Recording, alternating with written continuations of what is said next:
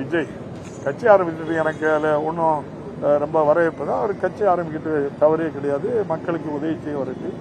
ஆனால் அவர்கிட்ட பொதுச் செயலாளர் வச்சிருக்காரு புஷி ஆனந்த், அவருக்கும் அமித்ஷாவுக்கும் என்ன தொடர்பு தெரியுமா? எவ்வளவு காலம் அமித்ஷா கூட அவர் தொடர்பா இருக்காரு. அவரை பொதுச் செயலாளர் வச்சிருந்தா அப்ப அந்த கட்சி எப்படி போகுதுன்னு சொல்லுங்க.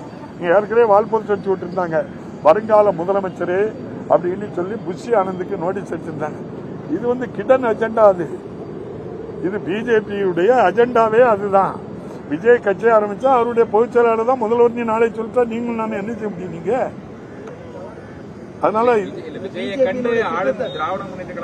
ஒரு பயம் இல்ல. நான் அரசியல் பேசல, அரசியலுக்காக சொல்ல. இந்த அரசு இல்ல, இந்த அரசு அதுக்கு அனுமதிக்கலன்னு சொன்னதுனாலதான் நான் அதை பதில் சொல்றேன். அவங்களே 1000 கோடி ரூபாய் எங்களுக்கு வருமானத்தை விட்டுட்டு அரசியலுக்கு வந்திருக்காருன்னு அவங்க சொன்னதுக்கு தான், நீங்க கேட்டதுக்கு தான் நான் என்ன சொல்றேன். அப்ப 80 கோடி தானே வருமான வரி கேட்டிருக்கு, மீதி 220 கோடி ரூபாய் 220 கோடி ரூபாய் இது வருமான வரி கட்டணும்ல.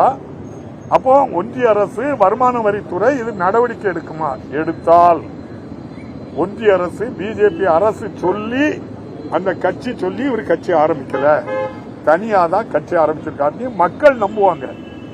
அந்த வருமான வரித்துறை இவருக்கு ரைடுக்கு போகல, இந்த பணத்தை தாண்டி கேட்கலன்னா எல்லோரும் நம்ம சொல்ற மாதிரி ஒன்றிய அரசு சொல்லி பிஜேபி சொல்லிதான் இவர் கட்சி ஆரம்பிச்சிருக்கிறாரு. ஏதோ ஒரு நோக்கம், அது அங்கதான் போய் கேட்டுக்கணும். நன்றி, வணக்கம்.